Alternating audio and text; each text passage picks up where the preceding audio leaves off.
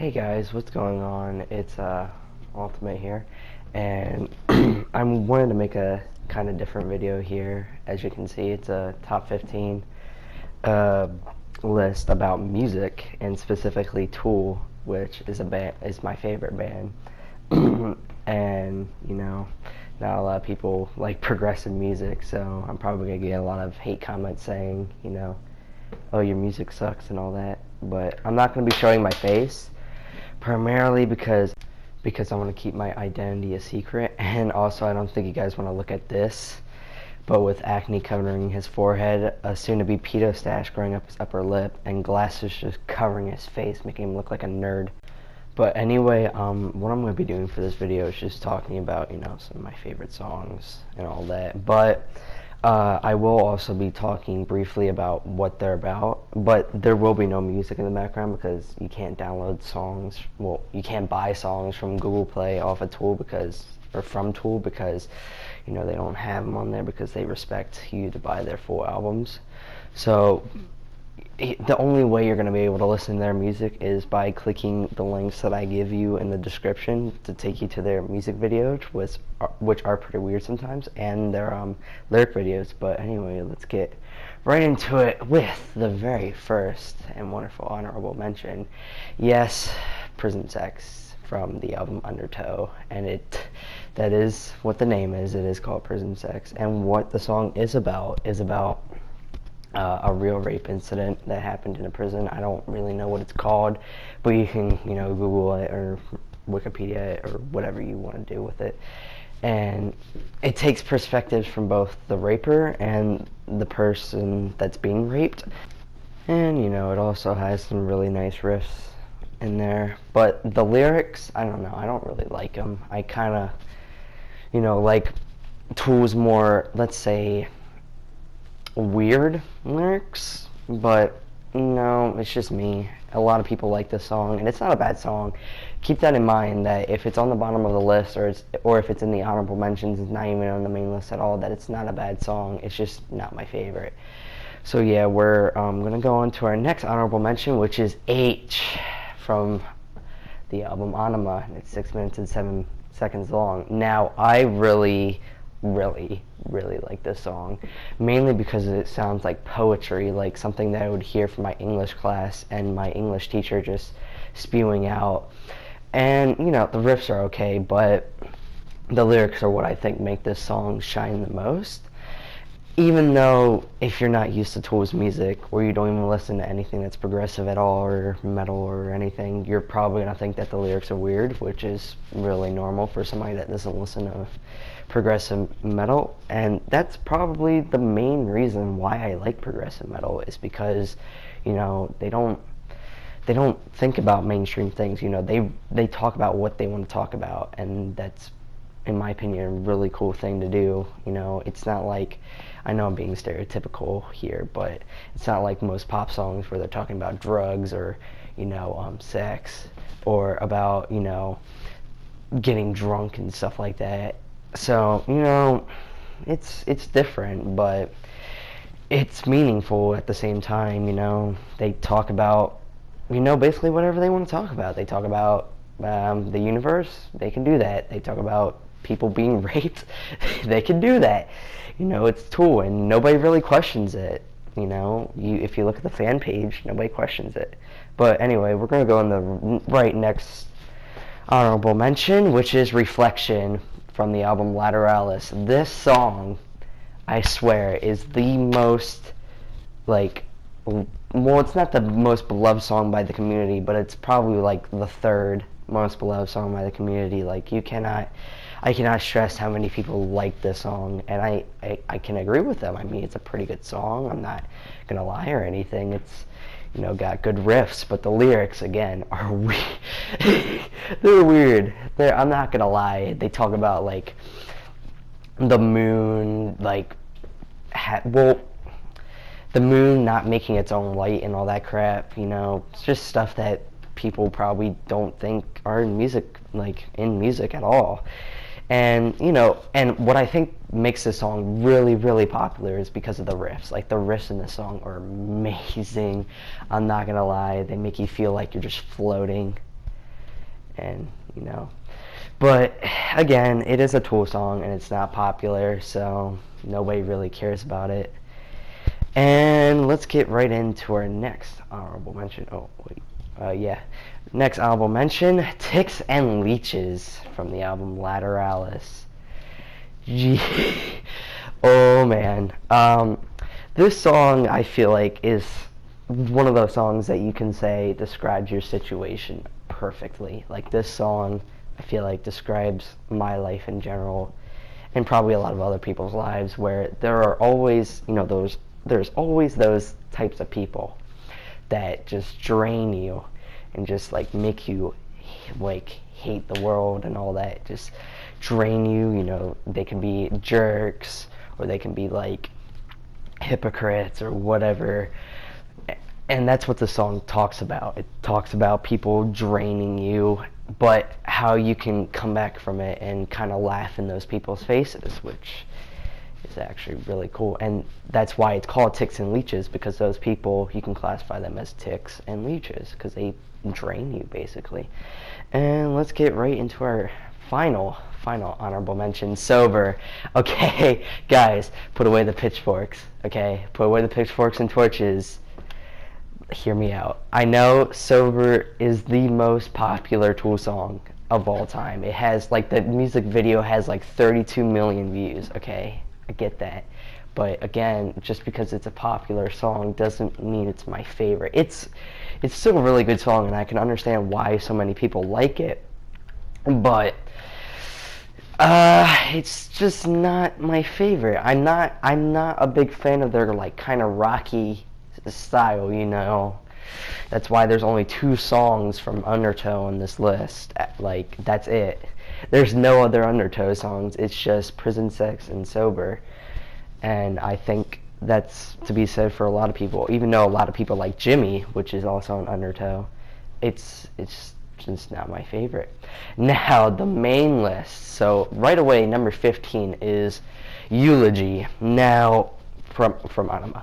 Now, this song, if you know what eulogy means, it means basically a speech about a dead person. So, at funerals and all that, there will be a person standing up there talking about, the person who died's life and how they were a good person and all that. And, the lyrics say that because, there's like a couple of lines where he's like, we're gonna miss him, and, he had a voice that was strong and loud and all that. But then towards the end of the song, it changes a bit, because you don't know who the person they're talking about is for the first part of the song. Towards the end of the song, though, you start realizing that he's talking about Jesus and how, back in the day, the people made him be crucified and all that. And it's basically a speech about Jesus and how, I wouldn't say they wanted him to die, but how he needed to die for them to be forgiven and all that, if if you're a Christian and all that, and that's what you believe. But that's what the song talks about, and it's actually kind of interesting that Tool decided to go this route, because they're not normally a religious band. They didn't start becoming like really like have religious lyrics in their songs till 10,000 Days. But anyway, let's get right into the next song, which is Aenema from the album of the same name. Now, I know a lot of people are going to hate me for having the song this low on the list, but again, it's opinion based, and I don't like their really rocky stuff, but it's still a really good song. It talks about how we need to change, like, the California lifestyle. It's basically a protest against the Los Angeles lifestyle and celebrities. It talks about the Church of Scientology, it talks about drug addicts, it talks about gangsters, it talks about everything that you would probably see in the California like setting. And it's really interesting because, as he says he basically wants California to like break away from the United States and like flood, I guess, because he says mom's going to fix it all soon, which he could be referencing Mother Nature or his own mom, who tragically died. But he talks about like fault lines breaking, floods happening and meteors coming down, but he doesn't really mean it, because, you know, I don't think he'd be too happy if billions and billions of people were to die at one time. He's just saying that kind of as a metaphor, and if he really does want all those people to die, then that's his problem. But again, it's not the people that make the music that, you know, we love. Well, I guess we do like them, but it's really their music that they make. And I kind of respect Menard, but, you know, there are some things that I do question from him. But anyway, getting right into the next song, which is Pushit from Aenema, and it's 9 minutes and 55 seconds long. I recently started getting into this song, and here's why. I thought the music video is really weird. It's kind of like Stingfist, but like calmer, I should say. But, you know, I didn't really like the lyrics too much until I started listening to him more and more, and that's kind of how you start. Like, that's how I started growing into Tool, is because, I didn't like their songs at first, but when I kept listening and listening and listening, you just get hooked on it, and you can't stop listening. You know, it's almost impossible to stop listening to it. I mean, you get the chorus stuck in your head the whole time, you know, you still love me, pushing it, shoving me. But, you know, you get that stuck in your head, and it's just, you can't stop singing it. And also, there's a couple of other things in there that I like. I don't really know what the song's about. I guess it's just about, you know, stress, and how, you know, people are always pushing you and shoving you, and how you need, like, redemption for that. But then again, it starts talking about love and all that stuff, which is kind of a big theme in Tool's music in their early years. They really talk about love a lot, and, you know, I don't think they're, I should say, sex monsters, because there is one line in the song that is where he basically says, I'm going to claw your throat out, or something like that. It's like really at the end of the song. But I don't know. You know, I don't know what they do on their spare time. You know, it's not, because I know I'm going to look weird. You know what, let's just move on to the next song on the list. But, you know, it's music, just deal with it. And the 12th song is Wings for Marie and 10,000 Days, Wings Part 2, from the album 10,000 Days. Now, this song is a very, very interesting song, because it's basically an ode to his mother. Or, well, never mind. It's two songs combined into one, basically. Well, they're separate on the albums, but the fan base usually combines the songs. And, you know, it's basically an ode to his mother. You know, it talks about how, you know, she was an angel to him, and how, you know, how she treated him, like, as a loving person. And then she became paralyzed, and that really crippled the singer. And see, that's again another reason why I love their music, is because they put feeling into their music, and it actually really feels like they took a lot of time with that song. It's really nice. I mean, the riffs are also amazing. It's, you know, it's a really good way to talk about a relative like that. But, you know, again, it's not my favorite song, even though it does have a good meaning. It's just, that's the way it is. And now the next song on the list, right into from 10,000 Days. This song pretty much has my favorite music video. I need to warn you guys, if you don't read the description, that this song contains like about, I would say like 6 seconds of nudity. It's not a big deal, but again, people can throw a huge fit over it. But, you know, it talks about, what the song basically talks about is human nature, how, you know, monkey killing, that's a line in the song that's repeated a lot. It means that we basically we're still, I guess, I know if you're religious, you don't really believe in the whole, like, evolution thing and how we evolved from apes, but he's basically saying that we're still monkeys and all we do is kill each other over territory, which is really true. I mean, there's a few parts in the music video itself that has, like, it's like two armies fighting each other, and you can see destruction and explosions and death and, you know, rape everywhere, and it kind of makes you think. And the protagonist of the music video just stares at it and he thinks about what's going on, and then it takes you to the future and how the little babies and all that get like mind controlled. You gotta watch the music video in order to understand it. But it's a very, very interesting song, I'm not gonna lie, but again, has really good riffs.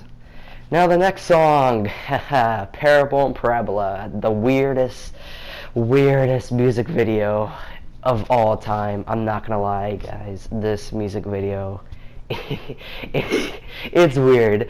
Like, it's like crazy. They probably do take like some sort of weird drugs before they make their music videos. Like, it's like people like in the beginning with Parable, it's like a bunch of short, fat men with like weird, tiny eyes, and they're like spinning around in a circle, vomiting black stuff. It's like really weird, and then it like goes into like the whole like cover of the 10,000. Well, no, not really. But there's like outlines of it, and then there's like giant people, and like an atom for some reason. It's like really weird.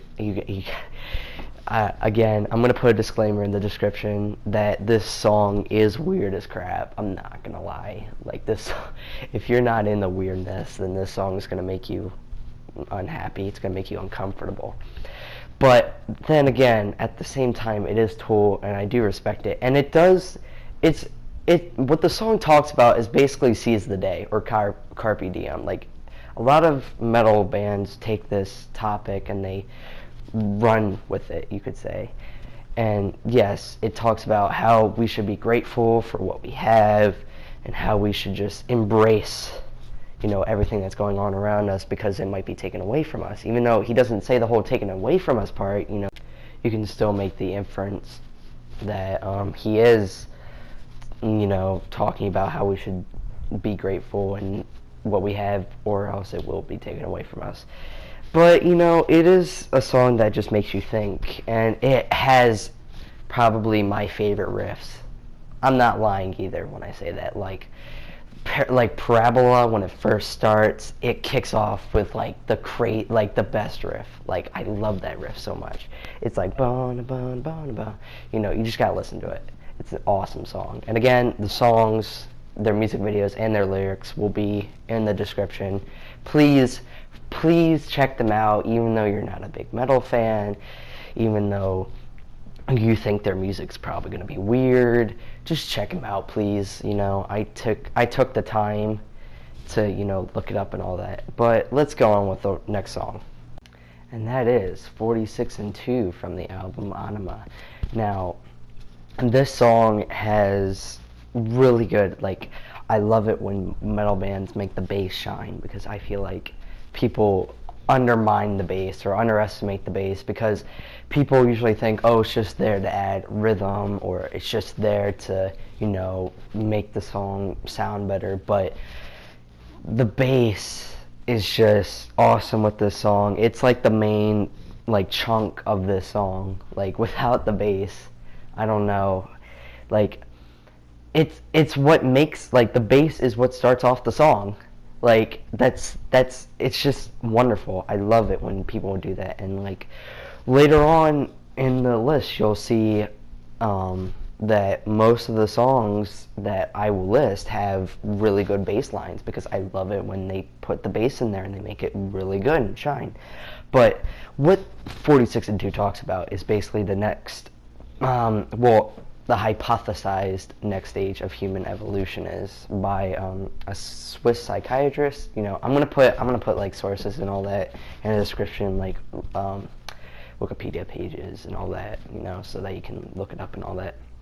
But anyway, it talks about the next stage of human evolution, and where we'll go from 44 autosomes to 2 sex chromosomes to 46 autosomes and 2 sex chromosomes, and how we're like transitioning into that. And he says, my shadow shedding skin and all that, like how we're like changing and mutating and all that. So it's very interesting. It's a very, I guess, science-based song, but again, with really good riffs and really good bass riffs, and also the drumming's pretty good too. All around, I think this song is just a really good mash of everything that Tool offers. It offers good bass, good drumming, good guitar, but and also good lyrics, but I really think that the end of the song is where it's the best, like where the bass comes in and does its thing, and then the guitar and the bass do the same riff, and then the guitar goes away and the bass comes in, and then the little drum part. It's just awesome.